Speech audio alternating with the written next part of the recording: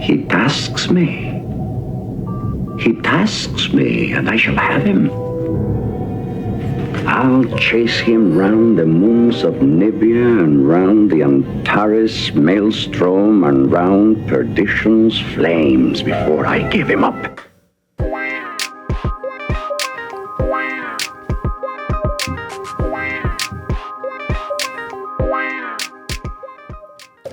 All right.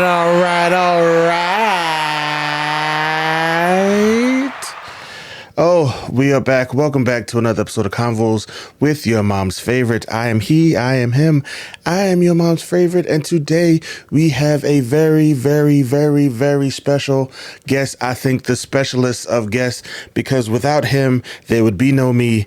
And you see him on your YouTubes. You've seen him on multiple podcast episodes. He's been here. Big fan of the show, friend of the show. My dad is in the building. Once again.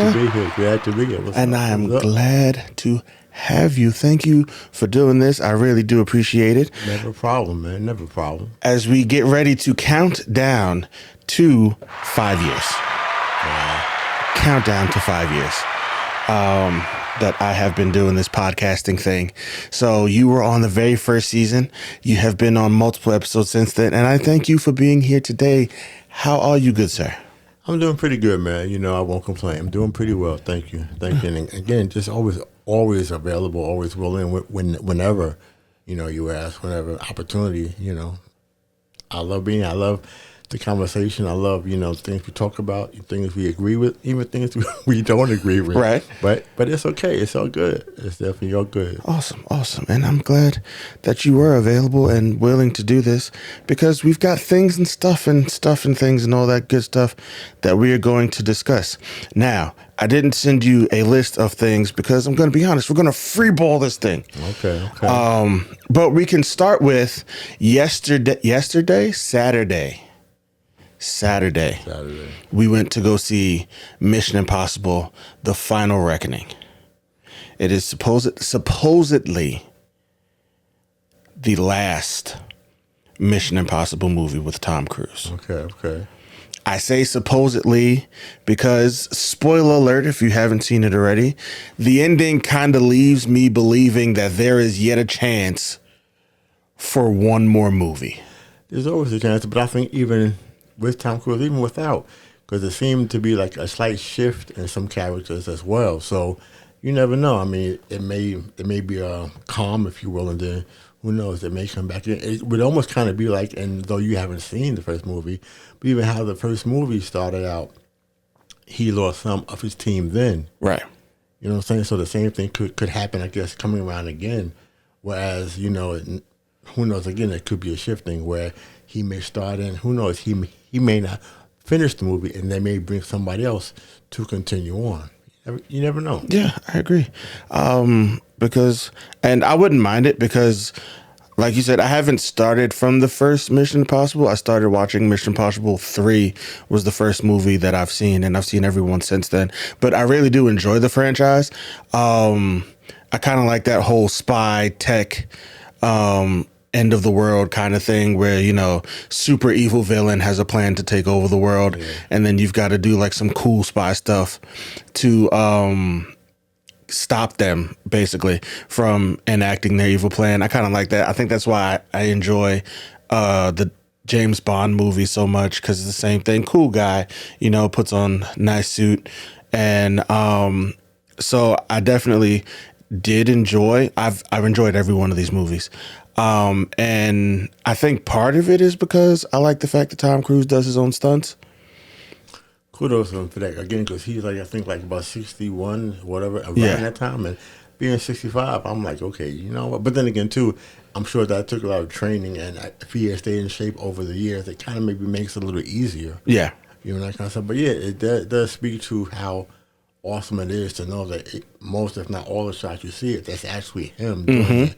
And stuff like that, so it just makes it that much better. You know, I was even sharing in the car ride home how the fact that some of the stunts on the plane, and that's no spoiler because people have seen trailers, commercials, whatever. Right. So he's on the plane doing some stunts, and it's like imagine having you in the air like that, and the wind is going. I mean, you're actually in the air, and I would have to imagine that would even just cause you to have difficulty breathing. Right.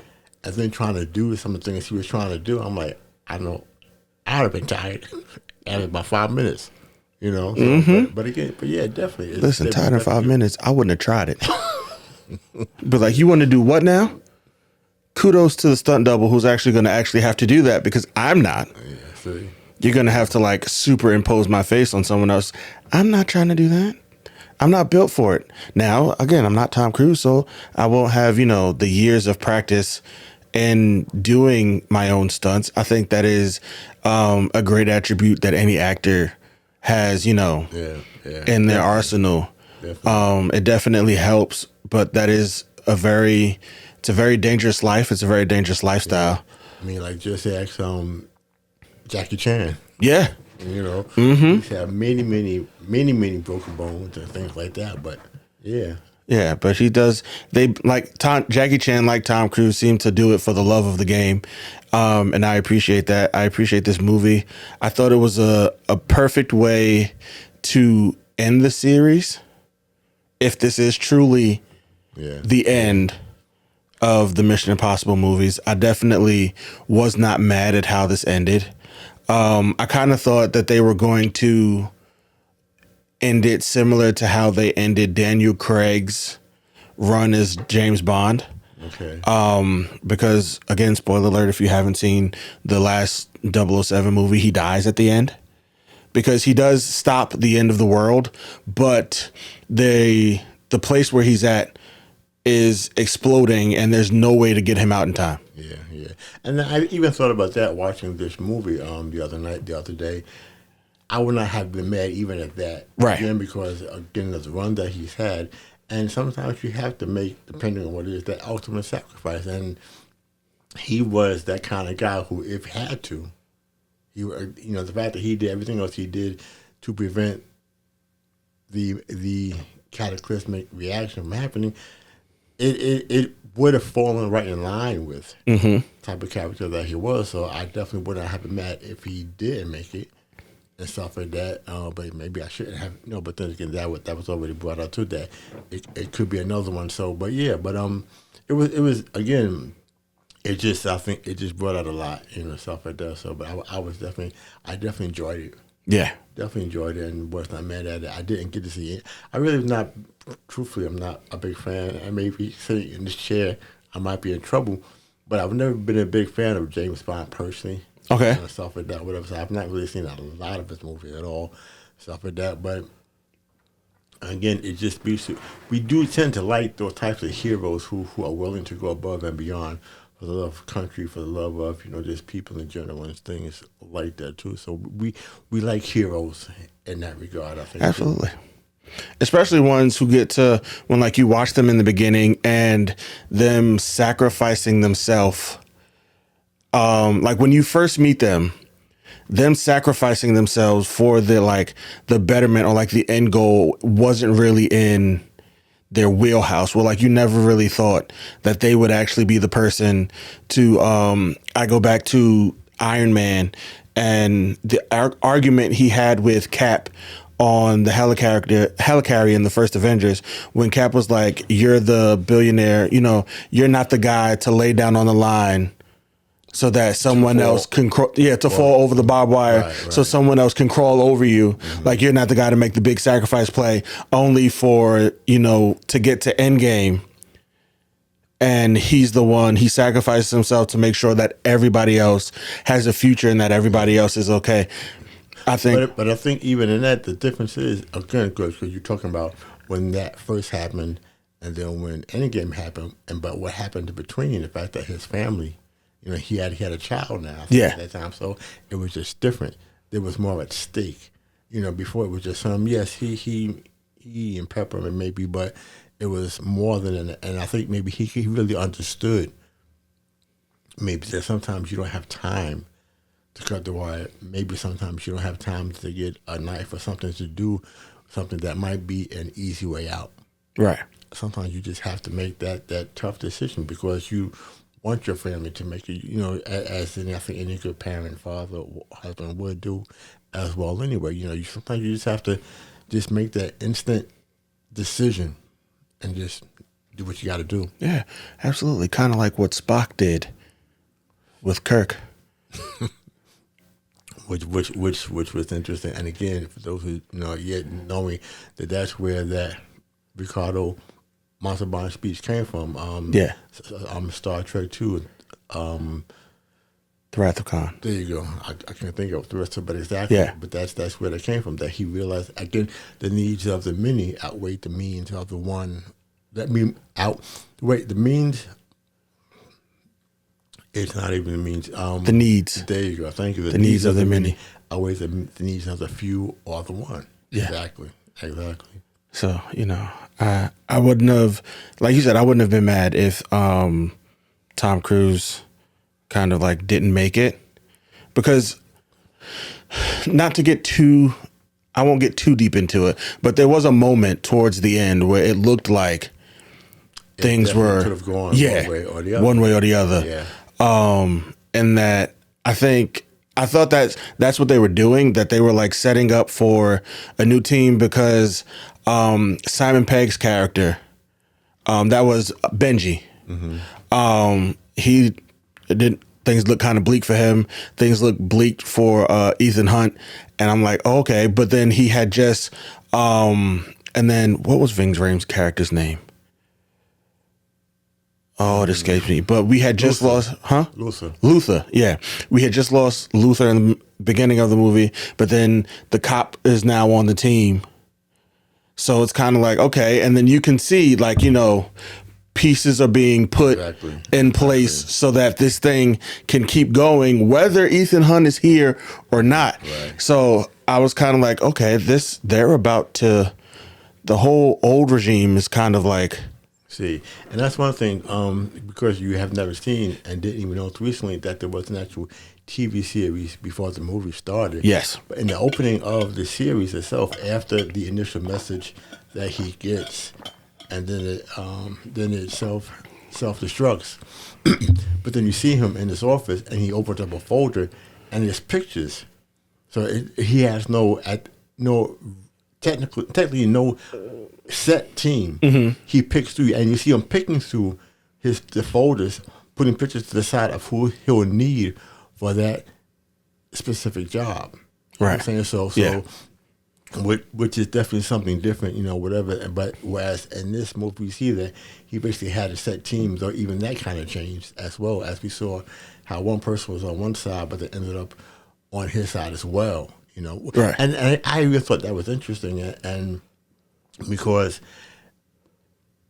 he saved this person in the last movie, okay, and then the other team, the antagonist, the villain, was going to kill him because he said, because he saved you, then you'll maybe be lenient towards him, and he tried to kill her. Mm-hmm. But I thought if he didn't try to kill her, would she have switched sides? Yeah, exactly. You know what I'm saying? It's like, so she did it, but because you said or did what you did, if you had left her alone, she'd have been fine, and she'd have still been with you. Exactly. And now this wouldn't have been, because she only really switched sides because you tried to kill her. Yep. So that would have been, that's like, you kind of brought this on yourself, bro. Mm-hmm. You brought this on yourself. And let me just say, when it comes to how you dispose of villains, that was a rough way to go. But again, it almost made you, for those who really don't like villains or like to hate villains, you kind of enjoy seeing villains get real. It's like, you got exactly what you deserve. Absolutely. Yeah. Absolutely. But I really did enjoy this movie. I honestly kind of hope they continue. I wouldn't be mad if, but before I kind of wrap this up, I was kind of surprised that Jeremy Renner didn't come back. I don't remember if he died in any of the other ones, but he was in the series briefly. Really? Yeah. Okay, then I need to go back because I don't really recall. But then again, it's been a while. Yeah. since the first one yet. So I really don't recall him being in it, but he definitely could have been. But again, that goes back to what I was saying. Even in the TV series, Yeah. you didn't always necessarily see the same people every week. You know, he based upon whatever the job was. That's whose pictures he would put to the side. Those are the ones that he's in. You know, got to be on this team for that assignment. So Yeah. I was kind of looking forward to, since this being the final one, to just him making cameo, and even Paula Patton, if she was still alive. I probably should. I got to go watch these again because I did enjoy them, but I don't remember too much about what happened to like the other side characters other than like Ving Rhames, Simon Pegg, and Tom Cruise. But I did enjoy this movie. I do hope they continue it.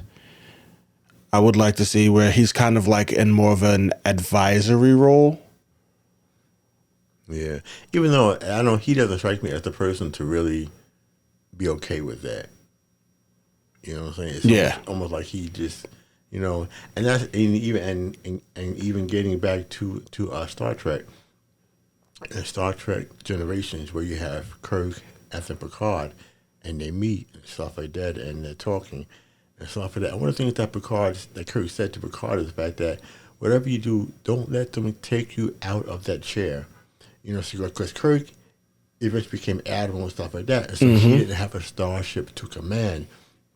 But then things happened, and he ended up. Matter of fact, it was on one of his, his mission, not missions, but he was doing an observation. He was just checking out the new ship, and ended up, in command because he was the head officer, so to speak, and he got the ship back.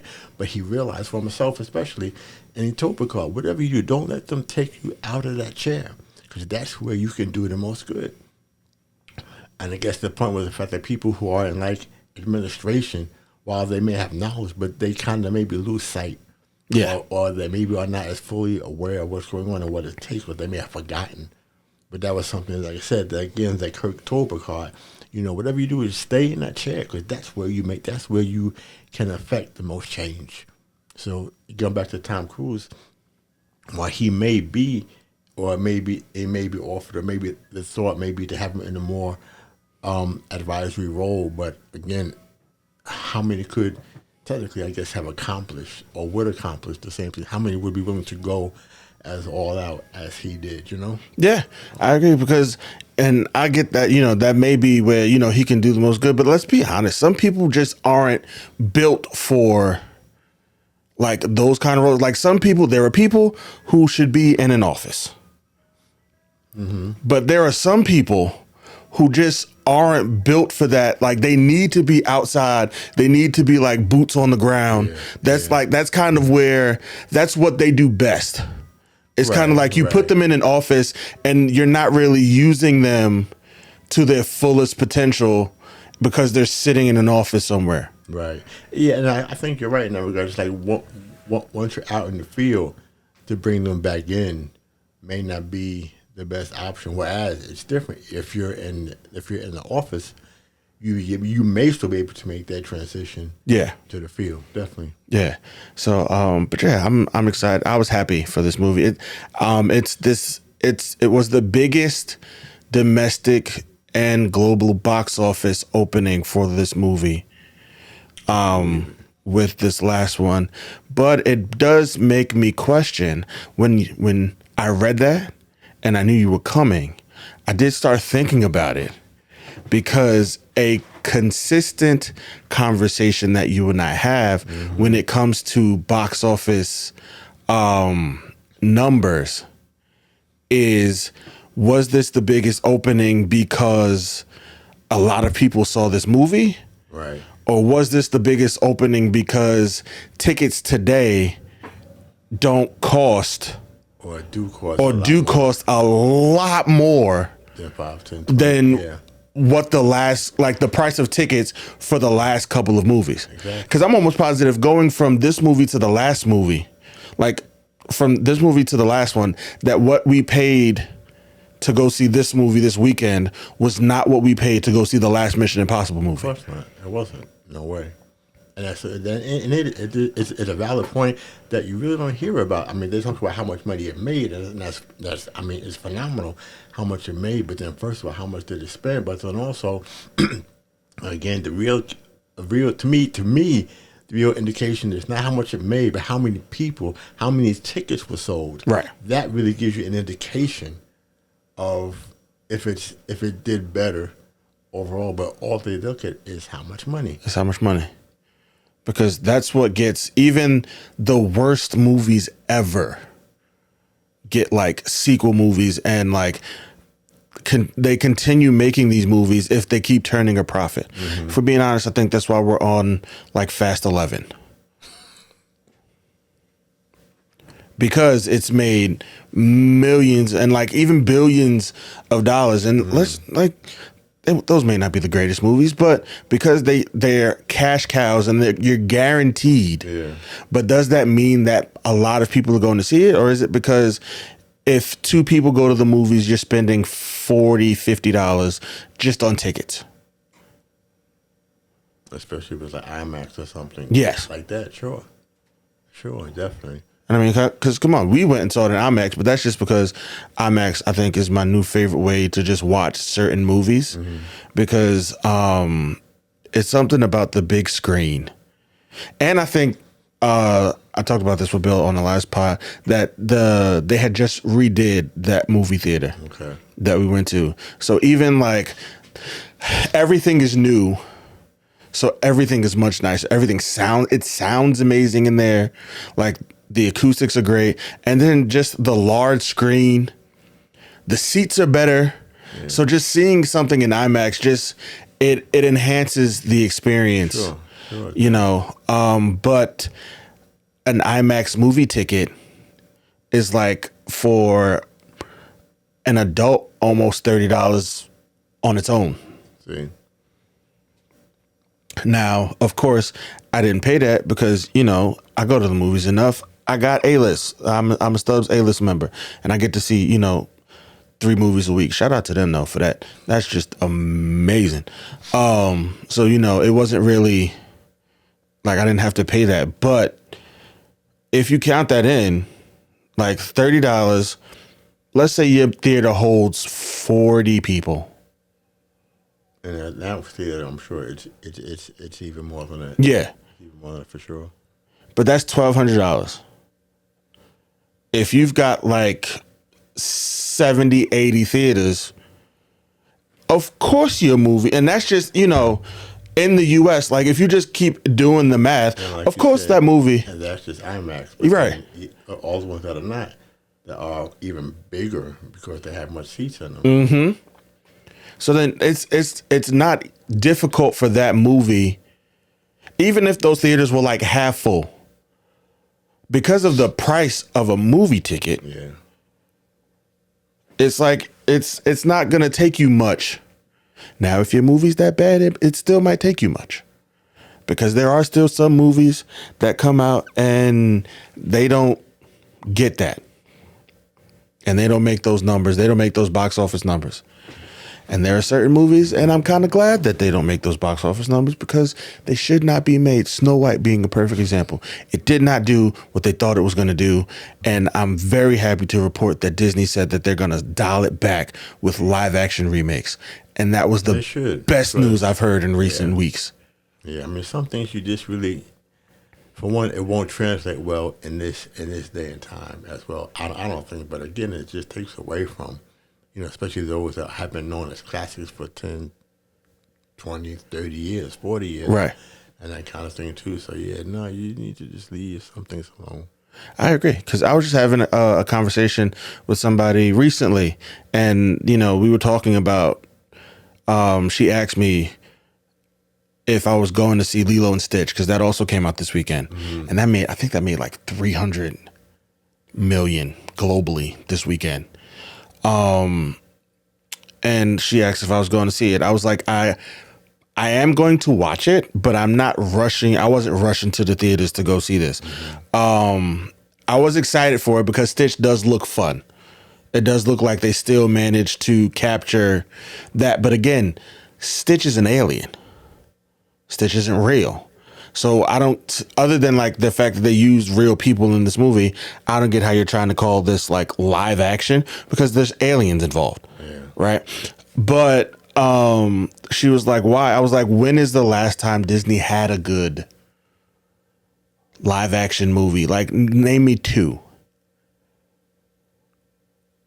Because all of the ones that I have seen, and I keep, as much as I hate them, I still watch them.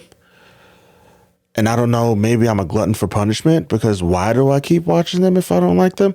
But I do. It may be that it may be a type of hoping that maybe it won't be so bad that it might actually be decent. I don't know, but Yeah. That could be a thing, or even just I think because we have enjoyed the animation so much, we want to just kind of see, again, just hoping that maybe, just because you've enjoyed it, you look for something that you can maybe grasp and hold on to. Okay, this was not that bad. It was, it was not what I really want, but maybe it won't be so bad. I don't know, but for me personally, like I said, I really have not. I don't think I've seen any like the Lion King, all that. I don't think I've seen. I saw Aladdin. Yeah, it was all right. But again, because you're so used and accustomed to, I don't even think I saw all of the Little Mermaid, or did I? I'm not even sure. But again, I didn't really need to. I didn't really need to see that. It did for me. It didn't need to be made, to have been made at all. But Not at all, because it was unnecessary. Because the original was just so good. You got it done. You got it right the first time. yeah. And I've said a couple of times, if the remakes that need to be made are not the remakes that are getting made. Because there are certain movies where it's like, these, you missed the mark. So you should try again. Like Green Lantern with Ryan Reynolds. You missed the mark. I want you to try again. Because I think Green Lantern is a character where, if done right, could do wonders. Yeah. And I think that in James Gunn's hands, it's gonna happen. Because the man's got a really good track record. He's got the Suicide Squad, and then he's got the Guardians of the Galaxy. Though I don't care for the intro music or the intro at all for this show, but Peacemaker is a really good series. Season 2's coming soon for that too. And we're going to get to see Rick Flag Sr. in this one. Yeah, I'm still kind of like on the fence, I guess, personally, with the character itself. I didn't really know about it prior to, Right, and stuff like that. So I'm still not really sure how I feel. I mean, I watch it, seeing it's like that, but I'm just not really sure yet how I truly feel about the character itself. So, but I would definitely, check out season 2, no doubt. yeah. But I don't remember what we were just talking about. What were we just talking about before? Movies and whether or not Remakes need. Oh yeah, because that's the point you're saying, about the fact that some things could be done, maybe, or maybe should be done over. yes, some things, certain things I think are best left alone if you got it right the first time. Whereas other things, sure, give them a second go, because the especially those movies where like the concept was there, but you just missed the execution. And then there are certain movies where like there are certain movies where they shouldn't have been movies, but they should have been a series. Okay. Because there's just so much that you need to explain that you can't get done in like a 2-3 hour window. You kind of need like a 10 episode run to fully flesh out and explain this whole thing. For example, honestly, even though people hated it, I kind of hated it a little bit because it was a bit weird, it's kind of hokey. Rebel Moon, Zack Snyder's movies on Netflix. I think he might have done better if he made those a series. But you can kind of tell because it was stated that he was initially supposed to do a Star Wars project, but then he didn't get to do that Star Wars project. It's very clear if you watch any of those movies that was his idea for a Star Wars project. He just kind of did it himself and had to change a whole bunch. But that didn't resonate. But I think if he had like a little more time to add a little more character to some of these characters that he introduced in this movie, I think that might have helped a little bit. A little bit. It might have helped. That series 2 is dead. We're not getting another one, even though he planned for like 6 movies. Okay. And again, that was another one that I never really got into as well, so I can't really speak too much about that. Yeah. So don't worry, you're not missing much. Okay. You're not missing much. Because the best things about that was Anthony Hopkins' narration. Okay. But that's just, I mean, it's Anthony Hopkins. Anything he does, it's just a little bit better because he's in it. And he's got one of those great narration voices. Like, I could just sit there and listen to Anthony Hopkins, like, read a book. He even did a nature doc, and he's one of those people where I will watch a nature doc if if he narrates the doc, I'm down for that. Yeah, he definitely has one of those voices. I'm trying to think now, because it was a remake, I think, that he did, and it was The Grinch. That's right. Yes. Yeah, and it definitely well, to me, well, then maybe I'm biased, because for me, the original, nobody can ever surpass that. I'm just. Oh, I'm with you. I'm right there. What it is, but to have Boris Karloff do that the way he did, something like that. And Anthony Hopkins, I think, especially because I think he may have even been used more so because he was Hannibal Lecter. I'm thinking, maybe. Yeah.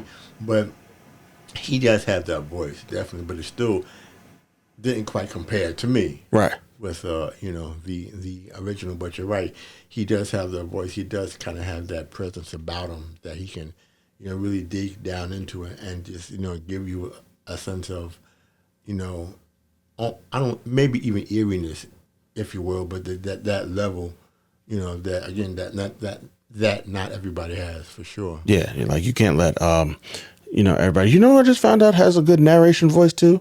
Tom Hiddleston. Really? Yes. Because Mom was watching. There's it's called like Giant Animals or something like that. Okay. We were watching it. Yes, yeah. I think I saw part of that with her. Yeah. He does the narration for that, and I'm like, I kind of like that. I kind of like the way you're, describing these things. But yeah, speaking of Tom Hiddleston, he is in this next Avengers movie. Speaking of the Avengers movies, Dad, I got to know how you feel about the fact that after the Fantastic Four comes out next month, couple days, we're at the end of May. After the Fantastic Four comes back, we won't get another Marvel movie for 17 months. Well, that's great. It's disappointing, even, I guess, to say, because it's like, but maybe it's necessary, because they haven't been on the same high ever since Endgame at all. They've put things out there, but it's not really been at all the same thing compared to I think it used to be. So maybe they need to take this time to really, really reassess what they're doing and that kind of thing. Though it's still disappointing. Yeah.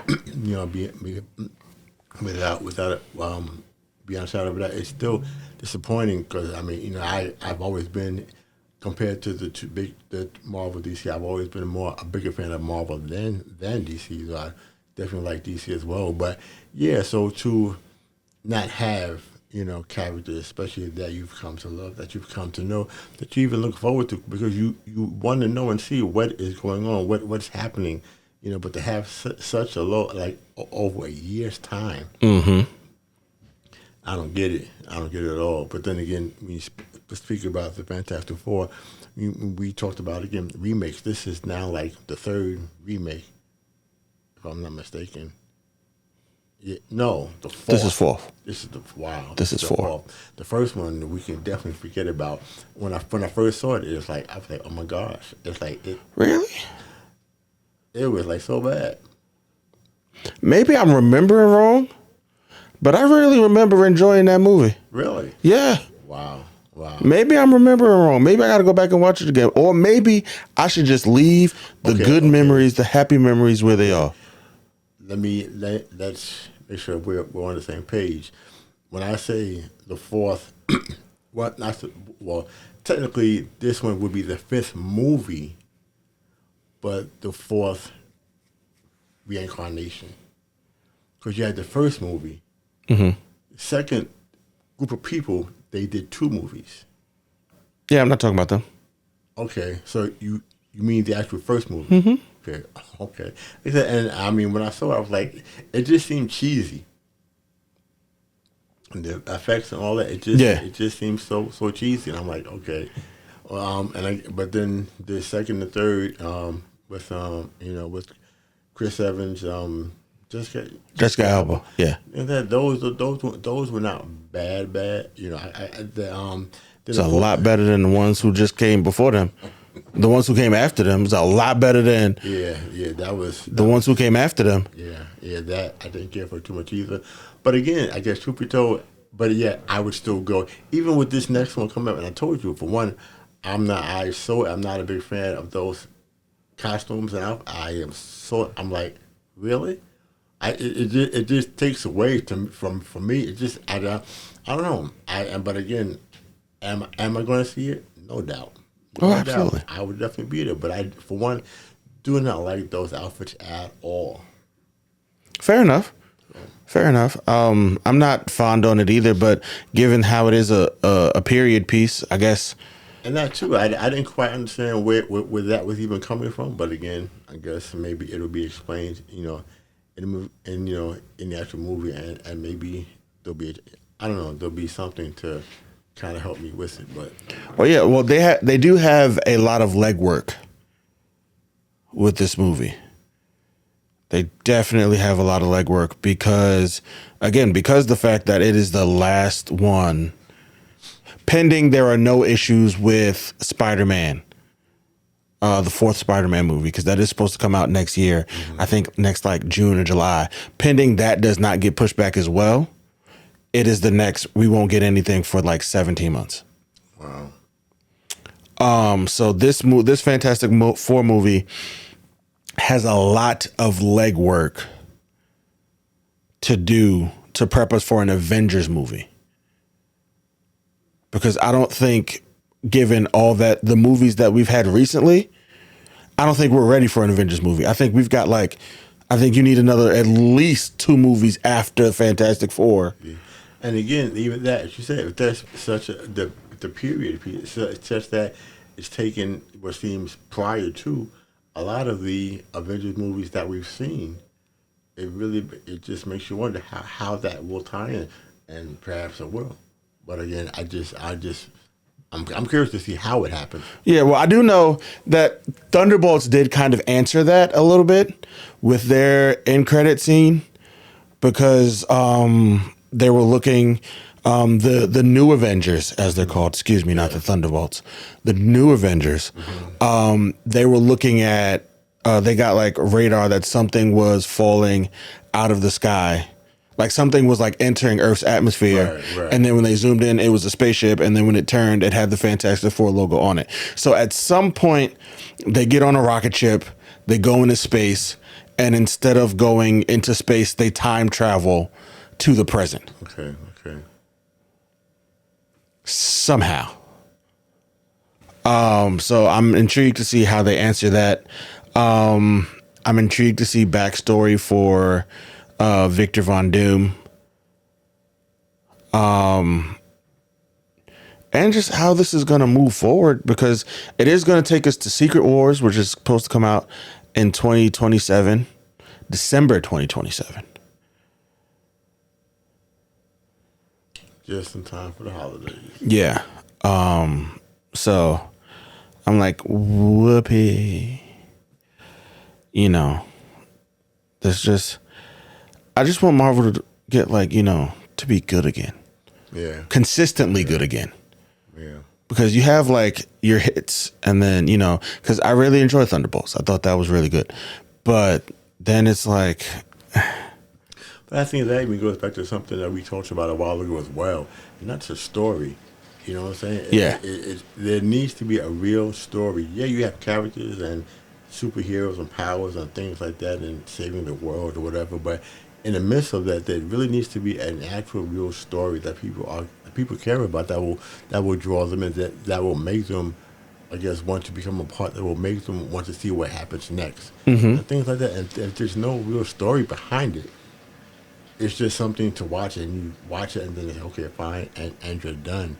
And people are not invested as well if it's a real story, which is, I think, which I've even shared with again about how Star Trek, for many people, because of the stories, especially the original series, they were only an hour each, but there were actual stories that even over time, it made you even come to appreciate and love the crew as they became friends over that time period. But that would have, but a good story. If you have a real good story, then anything is possible. I agree. And I think Marvel has proven that they do know how to tell a really good story. Which is what we got with everything leading up to Endgame. It's just, I need them to now show me that they know how to keep going.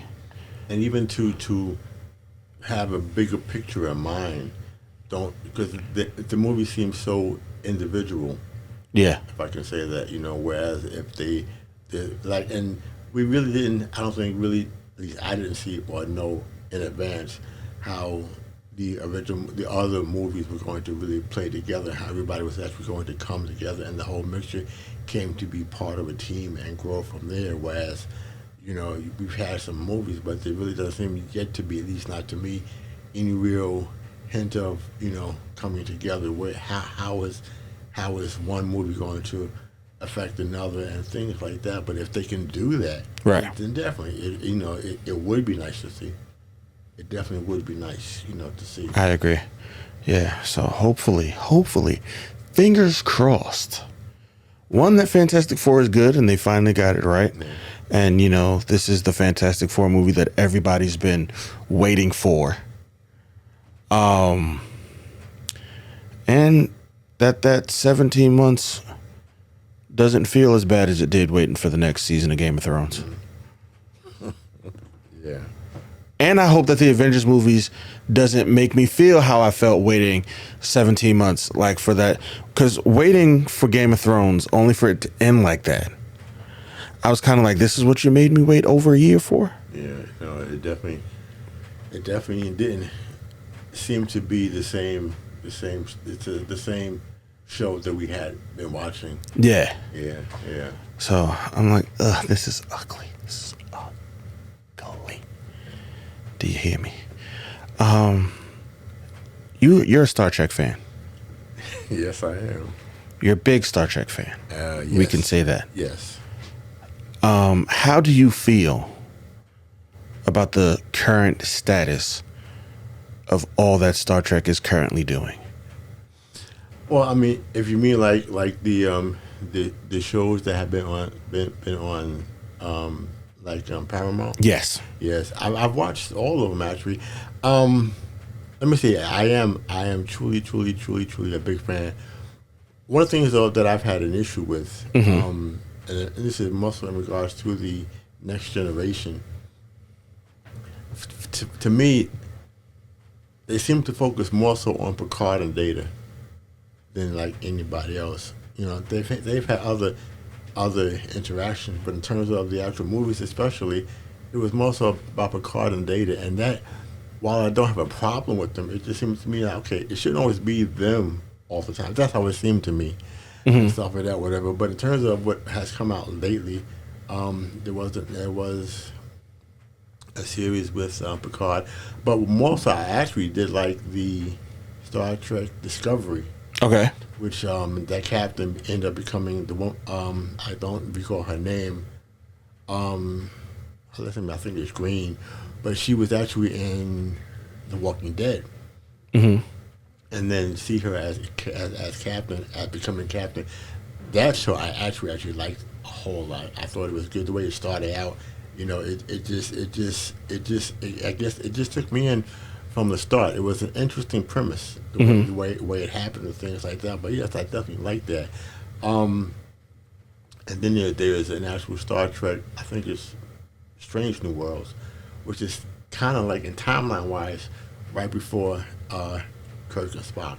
As a matter of fact, Spock is on that ship, is on that Enterprise with the captain is Captain Pike, who was the captain before James Kirk. That's also pretty good too. And again, while it technically is in the past, but they kind of still kept it kind of relevant Okay. and things like that, which I think is a good thing, because if not, again, you definitely can't go back to the things that, or not the stories that Kirk and Spock from the original series went through, but they definitely kept it, I think, relevant and even up to date. They kept it fresh.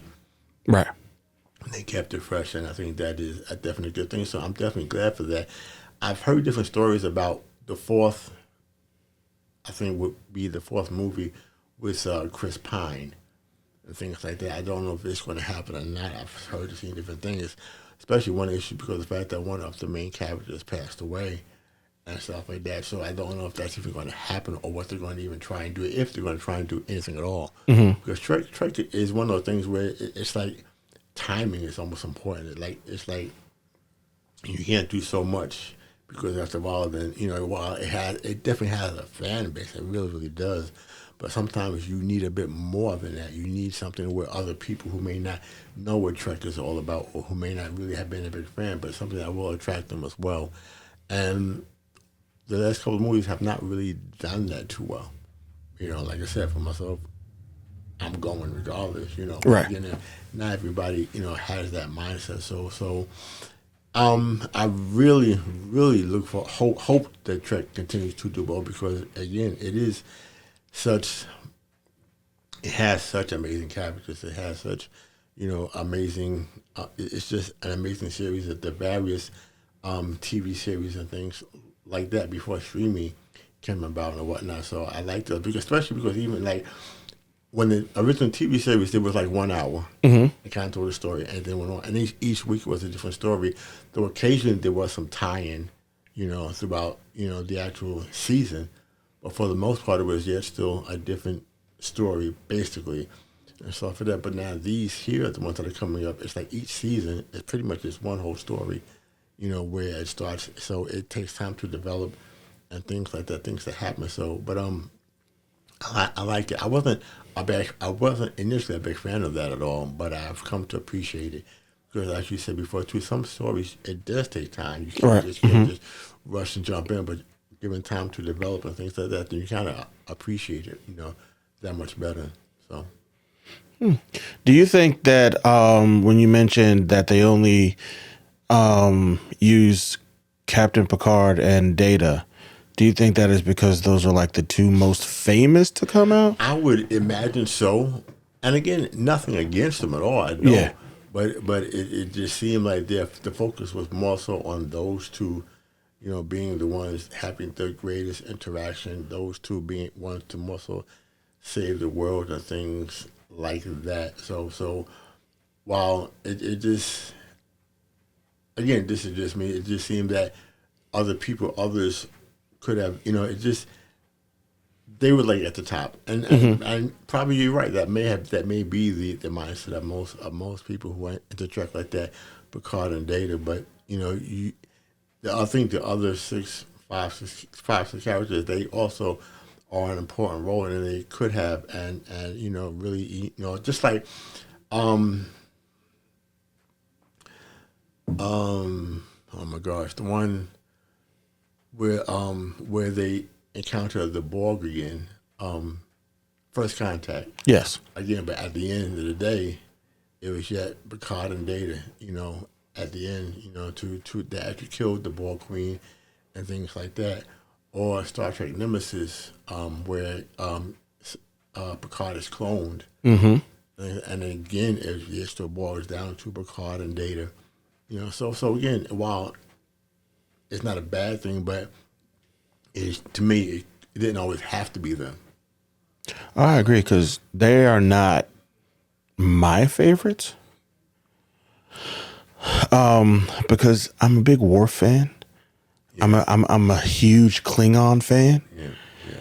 And that would be I think a good series, even an actual Klingon series. While Star Trek Discovery kind of starts out with the Klingons being involved, but again, to have an actual Klingon series, I think would be fantastic. Absolutely, because I want to learn more about the Klingons, because they were kind of like, they were what drew me, when I was watching Star Trek. Like, I don't say this often, but one of my favorite lines from Star Trek is when Worf says, "Today's a good day to die." It's a good day to die. Today is a good day to die. And like, I'm like, you know what? That's really cool. And the fact that, they're a warrior species, they're a warrior race. The what's their weapon called? The big one? Yeah. Bat'leth. The Bat'leth. That's just one of the coolest things I've ever seen. I've always wanted one. Always wanted one, but yeah. You know what I'm saying? Like, that's just one of the coolest things I've ever seen.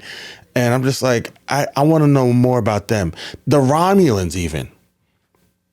I want to know more about them. Like, there are other characters on this series where it's just like, yo, please tell me more about them, because they seem really, really interesting. And I think that, I want to know more. Like, write more lore about them. I'm sure there's, something that you can do to like help build that, because I think that's how you expand it, because then you're like, then that's how you even get more people into it, because you're like me, Picard and Data ain't gonna get it done for me. But if you're telling me that Lieutenant Worf is coming back, I'm going now to be more interested, because I'm like, oh, he's coming back? Sign me up. Yeah.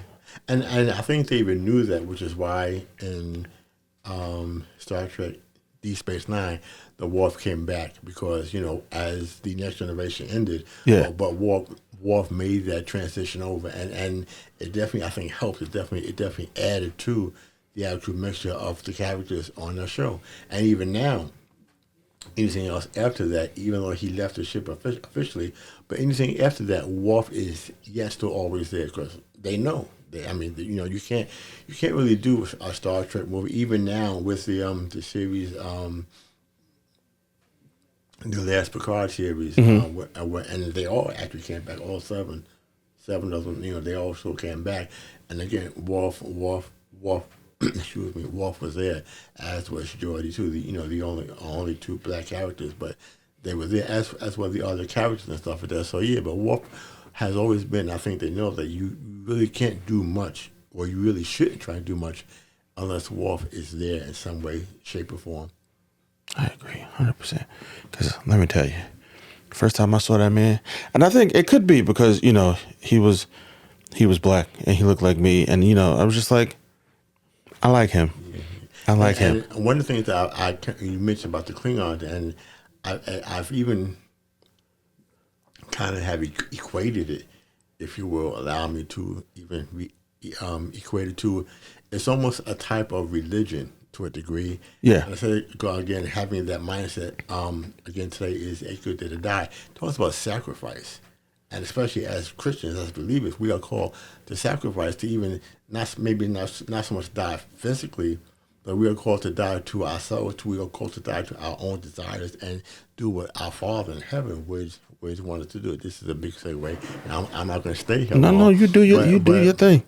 But even Jesus in the Garden of Gethsemane didn't really want to go to the cross, but he said, "But nevertheless, not my will, but thine be done. Today is a good day to die." Right. He was willing, and the Klingons do it more. They did it was more so for the Empire, for the good of the Empire. That was the focus. That wasn't about them at all. And if dying for them means that the Empire would then be better, then so be it. So that was always something that I kind of just noticed about it. I kind of liked it, I think, a bit more, because the focus wasn't just on them, but what was really best. And they were all about honor.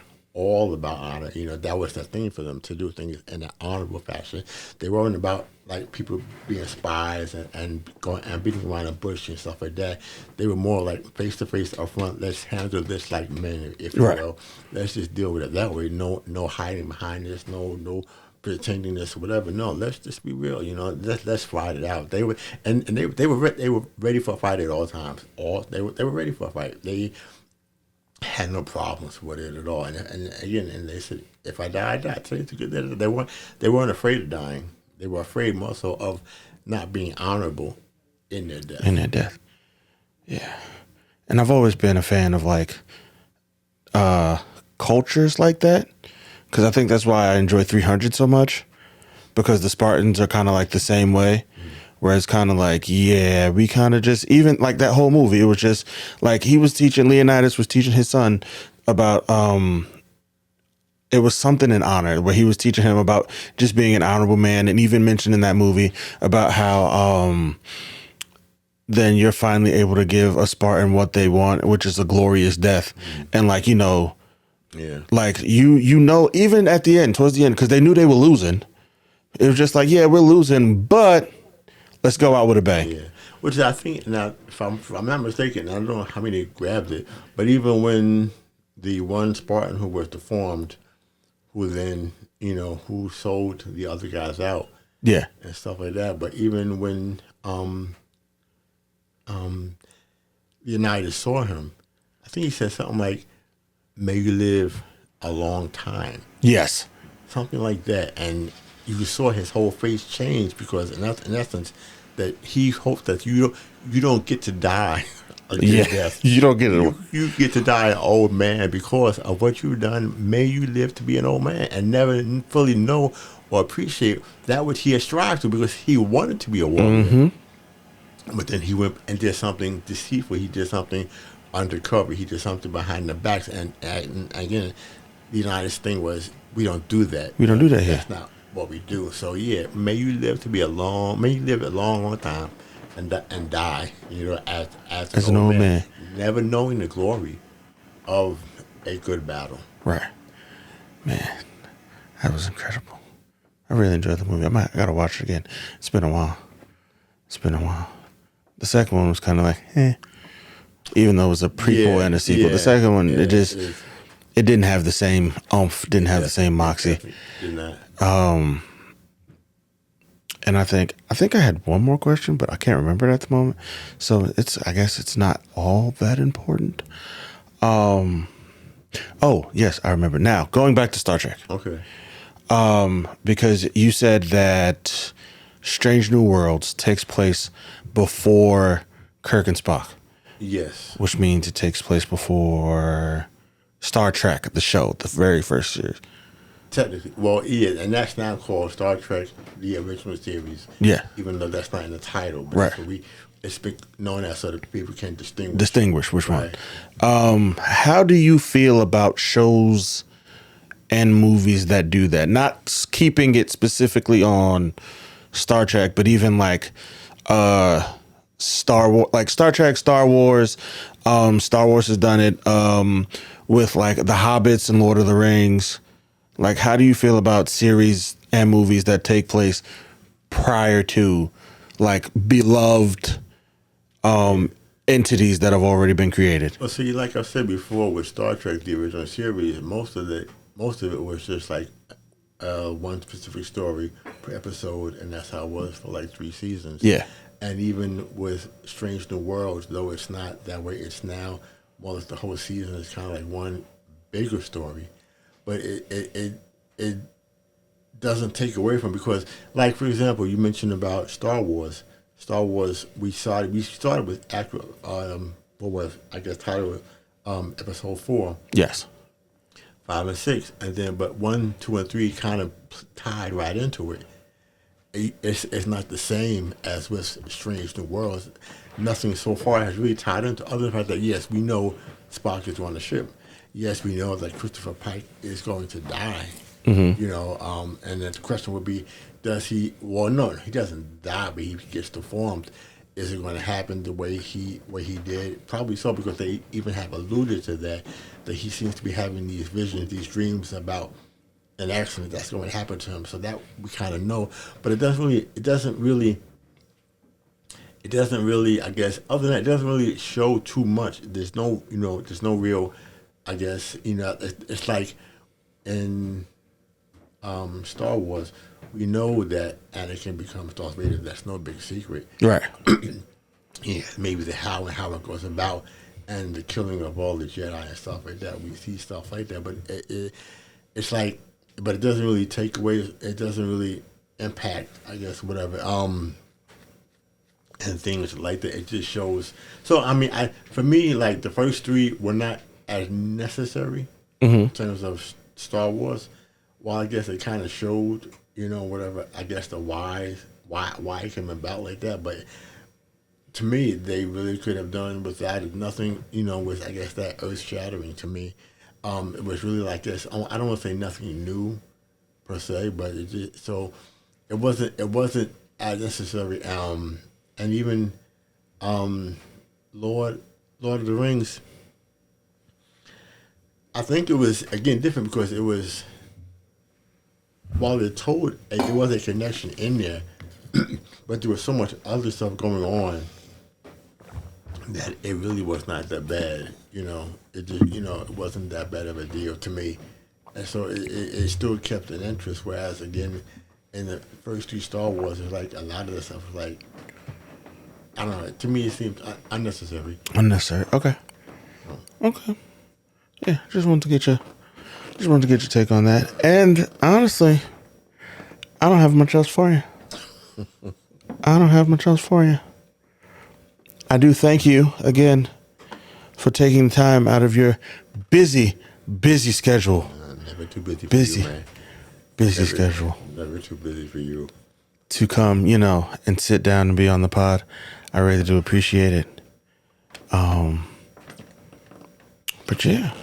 I do want to say, and again, just for one, congrats on like 5 years. It doesn't even seem like it's been 5 years. Thank you. And to be going on, and in spite of the different changes and challenges, and especially even the way things are going, but I wish you all the best, and look forward to what's coming, the changes, and however you decide to move, and like which way, and that kind of thing, whatever. So because as long as people keep making movies and TV shows and things like that, there'll always be something to talk about.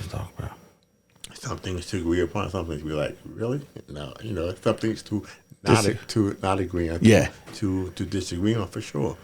But that's okay, because that's, I think, again, that's how it should be. We should be okay and okay with seeing things and say, okay, well, I got this, and I don't see how you got that, and I like this, and how could you not like that? Mm-hmm. But that's how we are. People are different, and that's fine.